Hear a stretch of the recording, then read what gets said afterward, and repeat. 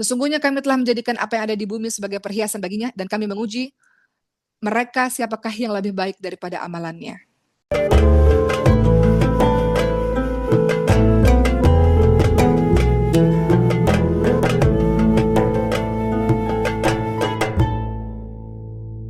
Dan saat ini Umar membahas mengenai tentang zuhud. Mungkin teman-teman sering mendengar zuhud. Apa itu zuhud? Zuhud itu apa sih sebenarnya? Gitu ya. Nah, hari ini kita akan bahas mengenai zuhud itu sendiri. Zuhud itu banyak sekali disebutkan dalam hadis, dalam Quran itu banyak sekali. Dan ini termasuk salah satu ilmu atau akhlak yang dibahas dalam ilmu tasawuf ya. Zuhud itu termasuk akhlak yang dibahas pada ilmu-ilmu tasawuf. Baik, kita akan bahas mengenai zuhud terlebih dahulu. Zuhud itu disebutkan dalam hadis dan Quran. Disebutkan dalam hadis ada seorang yang tanya kepada Rasulullah, "Ya Rasulullah, tunjukkanlah padaku amalan yang kalau aku melakukannya, maka Allah Subhanahu wa taala akan mencintaiku dan manusia pun akan mencintaiku." Maka Rasulullah Shallallahu alaihi wasallam menjawab, "Zuhudlah pada dunia, maka Allah akan mencintaimu. Zuhudlah pada apa-apa yang ada di sisi manusia, manusia pun akan mencintaimu." Itu penyebutan dalam hadis. Kemudian dalam Quran, penyebutan zuhud itu ada di mana sih? Dalam surah Ghafir ayat 38 sampai ayat ke-39. Surah Ghafir ayat 38 sampai 39. Orang beriman itu berkata, "Wahai kaumku, ikutilah aku akan menunjukimu jalan yang benar. Wahai kaumku, sesungguhnya kehidupan dunia ini adalah kesenangan yang sementara, dan sesungguhnya akhirat itu adalah negeri yang kekal." Ghafir 38-39. Ya qaumi, innama hadhil hayatud dunya mata'un wa innal akhirata hiya darul qarar. Sesungguhnya kehidupan dunia ini adalah kesenangan sementara dan sesungguhnya akhirat adalah negeri yang kekal. Itu membahas tentang zuhud. Atau ayat lain surah Al-A'la 16 sampai 17. Bal tu'thirunal hayatud dunya wal akhiratu khairu wa abqa. Al-A'la 16 sampai 17. Tapi orang-orang kafir memilih kehidupan dunia, sedangkan kehidupan akhirat itu adalah kehidupan yang lebih baik dan kekal. Itu membahas mengenai zuhud. Atau dalam hadis surat Muslim disebutkan, "Demi Allah, tidaklah dunia itu dibanding dengan akhirat, melainkan seperti jari salah seorang dari kalian itu dicelup ke lautan, ya, maka perhatikanlah apa yang dibawa." Jadi kalau kita celup jari kita ke lautan, kemudian kita angkat, itu ada tetesan air. Nah itu tuh dunia tuh, yang sangat kecil dibanding lautan yang luas itu. Lautan itu diibaratkan dengan akhirat. Ya, jadi dunia seperti air yang tersisa di jari ketika jari kita dicelupkan ke lautan, sedangkan akhirat adalah air yang tersisa di lautan itu. Itu perbandingan dunia dan akhirat. Sangat jauh perbandingan dunia dan akhirat. Atau Nabi bersabda lagi dalam hadis riwayat Tirmidzi, seandainya harga dunia itu di sisi Allah sebanding dengan sayap nyamuk, tentu Allah tidak mau memberi orang-orang kafir walaupun hanya seteguk air. Jadi intinya dunia itu kecil dibandingkan dengan akhirat. Itu semua membicarakan perkara zuhud. Jadi zuhud itu apa sih sebenarnya? Akhlak zuhud itu, ya, akhlak seseorang yang lebih memikirkan kehidupan dunia, kehidupan akhirat dibanding kehidupan dunia. Jadi zuhud adalah seseorang yang lebih memikirkan kehidupan akhirat dibanding dengan kehidupan dunia. Zuhud itu adalah dia meninggalkan kecintaannya terhadap dunia, melepaskan hatinya dari pengaruh dunia. Zuhud itu apa? Dia nggak sibuk terhadap hal-hal duniawi, nggak sibuk terhadap hal-hal yang bersifat materi. Fokus hidupnya untuk mempersiapkan kehidupan akhiratnya. Itu zuhud, ya. Jadi kalau kita membahas zuhud, adalah orang-orang yang paham dalam surah Al-A'la 17, wal akhiratu khairu wa abqa. Kehidupan akhirat itu lebih baik dan lebih kekal. Nah, ciri-cirinya apa orang-orang yang sudah termasuk memiliki akhlak zuhud ini? Ciri-cirinya adalah kita bisa lihat dan kita bisa introspeksi diri kita. Yang pertama, dia tidak menjadikan harta itu sebagai tujuan dalam hidupnya. Dia cari harta untuk menjadi sarana, untuk mewujudkan tujuannya dia. Tujuan dia apa? Akhirat. Tujuan dia apa? Surga. Jadi kalaupun dia bekerja, dia cari harta, itu adalah sarana untuk mendekatkan dia menuju ke surganya Allah. Maksudnya apa? Dia bekerja, dia punya uang, uangnya digunakan untuk beribadah kepada Allah, uangnya digunakan untuk umrah, uangnya digunakan untuk haji, uangnya digunakan untuk gimana caranya agar mendekatkan diri dia kepada surganya Allah Subhanahu wa taala. Jadi uang itu sarana untuk dia beribadah lebih mudah kepada Allah Subhanahu wa taala, sarana untuk dia mendapatkan pahala banyak kepada Allah Subhanahu wa taala. Teman-teman pernah nggak sih berdoa, ya Allah berikan aku rezeki ya Allah yang banyak dan berkah supaya aku bisa sedekah lebih banyak. Pernah nggak doa gitu? Ya Allah, Uma nih ya, kalau Uma boleh cerita sedikit ya, salah satu doa Uma, ya Allah berikanlah aku rezeki yang berkah yang banyak, bisnis yang lancar ya Allah, supaya bisa bangun tuh Maskal Hufaz yang nggak kelar-kelar tuh, pembangunan kita itu di cabang tuh. Kita ini di Maskal Hufaz, di sini juga mungkin banyak donatur yang bergabung, orang sudah memberikan tanah wakaf di Subang sana. Kita udah punya tanah berhektar-hektar ya teman-teman semua untuk bangun pesantren yang besar sekali. Tapi uangnya belum ada nih untuk bangun pesantren, untuk bangun masjid itu belum ada. Di pusat di Bintaro kita belum punya masjid kan teman-teman semua. Jadi salah satu doa Uma, ya Allah mudahkanlah ya Allah, berikan rezeki kepada kami ya Allah, rezeki yang banyak yang berkah supaya bisa bangun pesantren lebih banyak, bisa bangun masjid lebih banyak, bisa kasih beasiswa lebih banyak gitu. Itu doa yang juga teman-teman, Uma yakin teman-teman juga melakukan doa begitu. Uma cerita sedikit ya sebelum kita bicara perkara zuhud. Biasanya kalau Uma Safari dakwah kan kita melakukan penggalangan dana ya untuk pengembangan dakwah Quran. Jadi teman-teman yang mayoritas beasiswa di Maskal Hufaz ini dibiayai oleh seluruh masyarakat Indonesia dari Sabang sampai Merauke, mereka dari celengan mereka, dari surfak mereka itu membiayai teman-teman semua gitu. Walaupun teman-teman ada orang tua asuh, tapi pengembangan dakwah Quran itu dibantu dengan sodako-sodako seperti itu. Pada saat penggalangan dana, itu banyak sekali air mata. Pertama, air mata orang yang sedekah. Jadi ketika mereka bersedekah, mereka menangis gitu. Dan memeluk Umar dan mengatakan, mudah-mudahan ini jadi sarana, jadi wasilah, supaya Allah juga mudahkan anak-anak kami jadi penghafal Quran. Cara orang zuhud itu tidak meletakkan kebahagiaan pada hal-hal yang bersifat materi. Jadi dia bahagia, bukan dia bahagia kalau rumahnya gede banget gitu. Uh, atau mobilnya mewah banget atau tasnya banyak banget. Ukuran kebahagiaannya bukan di situ.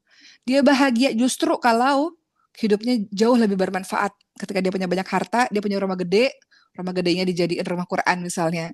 Rumah gedenya dijadiin sebagai tempat singgah misalnya.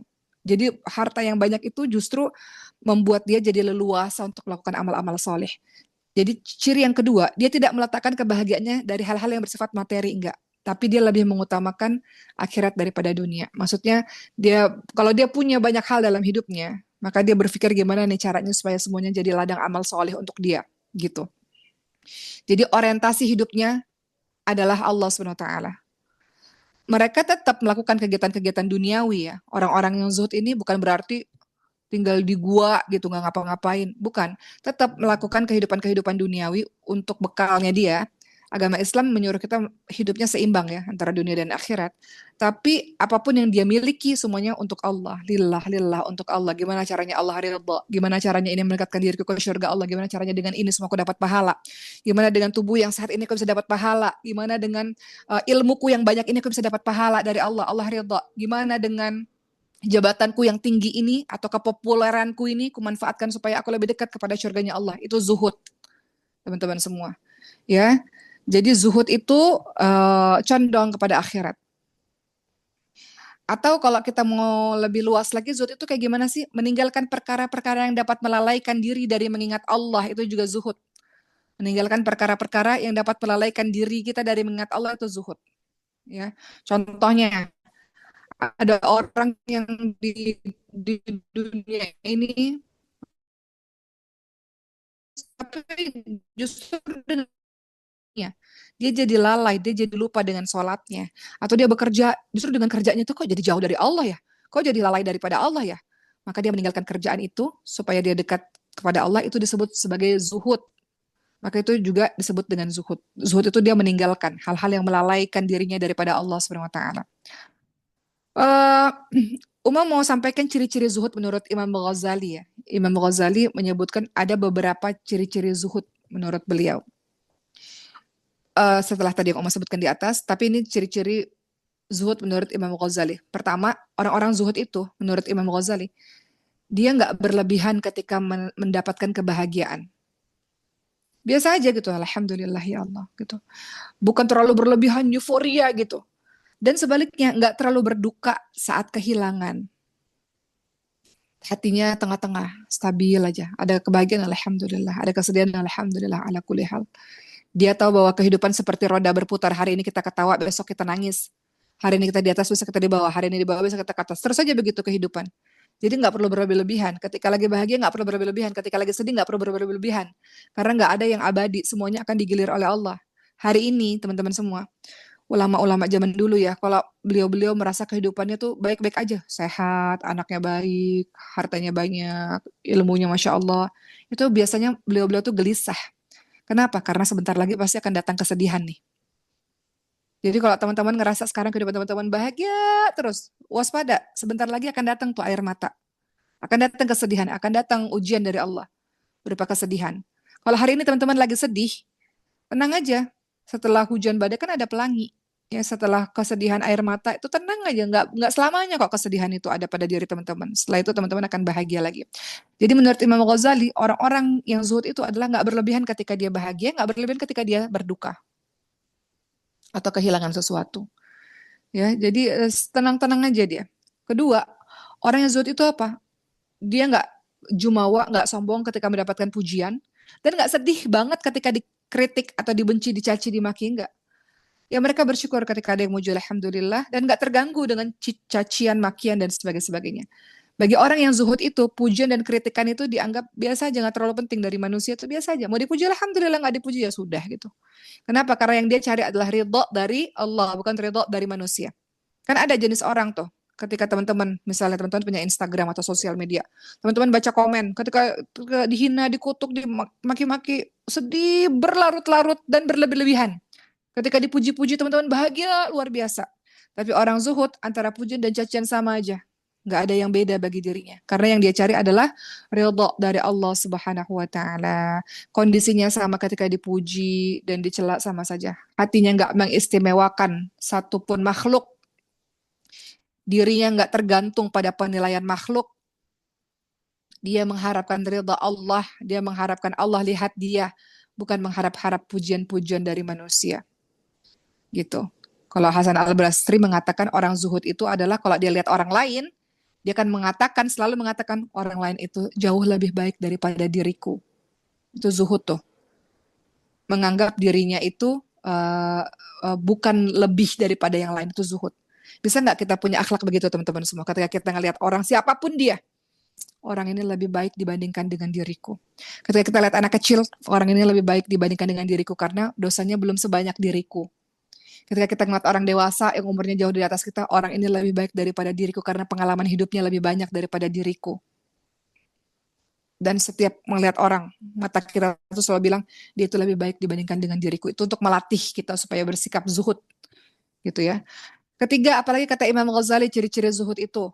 Hati orang yang zuhud itu dipenuhi cintanya kepada Allah, nggak terlalu terikat kepada duniawi. Tadi yang sudah Uma katakan di awal, hatinya benar-benar tertuju kepada Allah Subhanahu Wa Taala. Nggak ada tempat berlebih-lebihan selain kecintaannya kepada Allah Subhanahu Wa Taala. Kecintaan kepada Allah itu sangat besar sehingga hal-hal duniawi terasa kecil bagi dirinya. Jadi orang-orang yang zuhud itu kalau tertimpa apapun terasa ringan. Karena dia menganggap dunia sementara, dunia ini kecil, dunia nggak ada artinya gitu. Jadi itu ciri-ciri dari orang yang zuhud. Ya, termasuk ciri-ciri orang yang zuhud itu, misalnya teman-teman semua, dia punya keyakinan yang besar kepada Allah Subhanahu Wa Taala. Contoh lainnya ya, ketika dia ditimpa musibah, ya, misalnya kehilangan harta, kehilangan anak, kehilangan yang lain-lain, kehilangan kesehatan, kehilangan yang lain-lain, orang zuhud itu dia mengharap pahala dari musibah tersebut daripada dunia. Maksudnya apa? Dia rela hartanya diambil, dia rela anaknya diambil, dia berharap hanyalah pahala dari Allah Subhanahu wa taala. Ini ditunjukkan kalau teman-teman ingat orang-orang Palestina, banyak sekali video-video yang berseliweran yang kita sering lihat. Ada seorang ibu berkata, "Ya Allah, kau ambil anakku, ya Allah, ambil ya Allah, kau ambil rumahku, ambil semuanya, ambil ya Allah, asal engkau ridha, wahai Allah. Engkau ridha, ya Allah." Jadi orang zuhud itu yang diharap itu adalah pahala dari musibah yang dihadapi, bukan dikembalikannya lagi gitu. Kan orang-orang biasanya kalau terkena musibah, kembaliin lagi hartanya ya Allah, kembaliin lagi anaknya ya Allah, kembaliin lagi ya Allah gitu. Tapi kalau orang-orang zuhud itu adalah dia lebih berharap pahala dari musibah dunia daripada mengharap dunia itu tetap ada pada dirinya. Itu zuhud, salah satu contoh zuhud ya. Dia yakin kepada Allah SWT gitu. Um, Kata Sayyidina Ali bin Abi Thalib radhiyallahu anhu, siapa yang zuhud terhadap dunia, maka ia akan ringan menghadapi musibah. Karena dia lihat dunia itu kecil, dunia itu nggak ada artinya, jadi apapun yang terjadi di dunia, dia hadapi dengan sangat tenang. Ya, dunia itu dianggap sebagai satu yang rendah, dan dia nggak berharap berlebih-lebihan terhadap dunia. Lagi-lagi dunia yang dia jalani sebagai sebuah sarana untuk dia lebih dekat kepada Allah Subhanahu Wa Taala. Ada satu kisah yang Umar ingin ceritakan ya. Ada seorang yang bernama Ali bin Fudail. Dia berkata pada ayahnya, seorang ulama. Ayahnya namanya Fudail bin Iyad. Uh, jadi Ali bin Fudail ini ia berkata bahwa ayahnya berkata pada seseorang, ya, Ibnul Mubarak, perkataan percengkrama pembicaraan antara mereka adalah, engkau memerintahkan kami untuk zuhud, engkau memerintahkan kami untuk sederhana dalam harta, ya. Tapi kami lihat engkau ini banyak harta. Kenapa bisa begitu? Engkau nyuruh kami zuhud, sederhana dalam harta, tapi engkau sendiri hartanya banyak. Kemudian Ibnul Mubarak ini berkata, wahai Ali, ya, wahai Abu Ali, wahai Fudail bin Iyad, sesungguhnya hidupku ini hidup seperti ini hanya untuk mencegah wajahku dari meminta-minta. Jadi kita perlu punya uang, perlu bekerja punya uang, perlu untuk menghindarkan diri kita dari meminta-minta. Aku ini bekerja punya uang, ini juga untuk memuliakan kehormatanku. Aku ini bekerja punya uang agar aku bisa membantu di jalan Robku, agar aku bisa membantu diriku sendiri untuk taat kepada Robku. Jadi orang zuhud itu bukan berarti harus miskin, gak punya apa-apa gitu. Boleh nggak dia bekerja punya uang, punya rumah, punya mobil? Boleh. Tapi semuanya itu agar menjadi sarana untuk dia lebih taat kepada Robnya. Jadi zuhud itu bukan berarti juga harus mengosongkan tangan kita. Karena Allah dan Rasulnya nggak pernah melarang umatnya untuk melakukan usaha untuk mendapatkan bagian dari dunia. Nggak pernah dilarang untuk melakukan hal tersebut gitu. Jadi pikirin dunia iya supaya engkau menghindarkan diri dari meminta-minta. Dan untuk menjaga kehormatan dirimu, tapi jadikan semuanya itu sebagai sarana untuk mendekatkan dirimu kepada Allah Subhanahu wa taala. Jadi zuhud lagi-lagi menjauhkan ketergantungan kita kepada dunia. Gitu ya. Teman-teman lihat dalam surah Al-Kahfi ayat 7. Suratul Kahf ayat 7. Sesungguhnya kami telah menjadikan apa yang ada di bumi sebagai perhiasan baginya dan kami menguji mereka siapakah yang lebih baik daripada amalannya. Liyabaluwakum ayyukum ahsanu amala.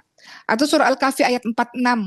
Harta dan anak-anak adalah perhiasan kehidupan dunia, sedangkan amal kebaikan adalah abadi di sisi Allah SWT dan seterusnya.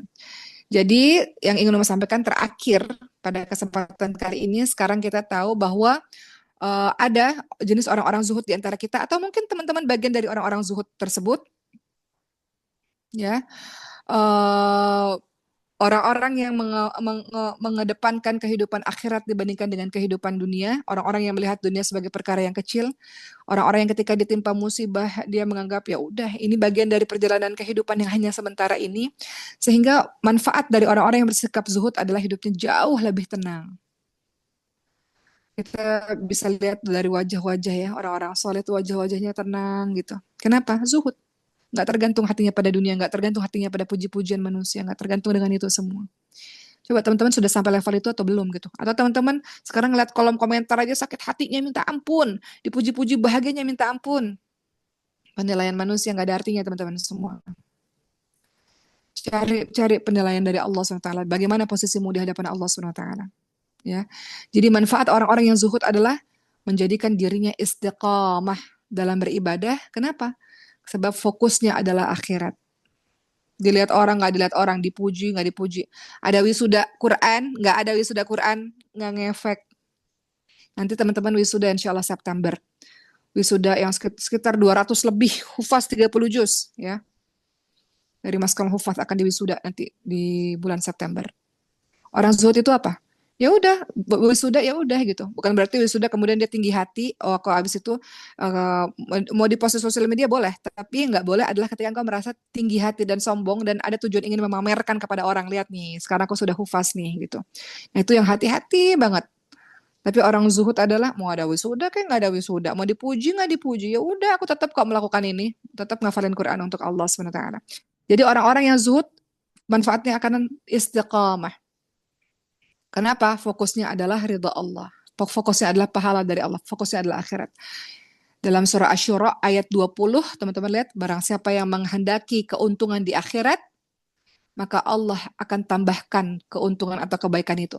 Tapi barang siapa yang menghendaki keuntungan dunia, maka kami berikan dia keuntungan dunia dan tidak ada baginya satupun di akhirat. Uma ceritakan sedikit. Di Mesir ini kemarin ya Uma sering ngisi ceramah-ceramah untuk pengkaderan dai ya, karena di sini teman-teman yang sudah lulus akan pulang ke Indonesia untuk menjadi dai dan dai ya. Salah satu yang Uma sampaikan kepada mereka adalah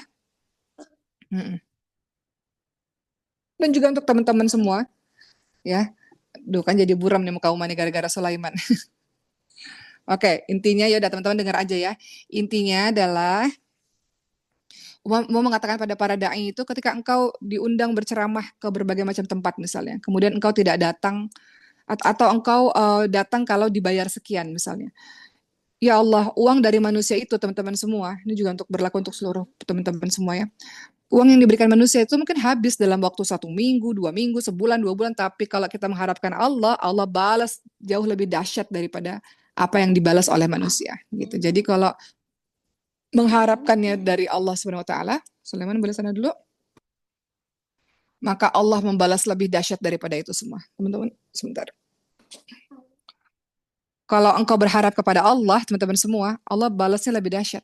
Mungkin Allah menyembuhkan penyakit dari keluargamu, mungkin Allah menyembuhkan penyakitmu sendiri, Allah tiba-tiba ngasih rezeki padamu berupa beasiswa kemana gitu ya. Itu balasan dari Allah atas semua kebaikan yang kau lakukan.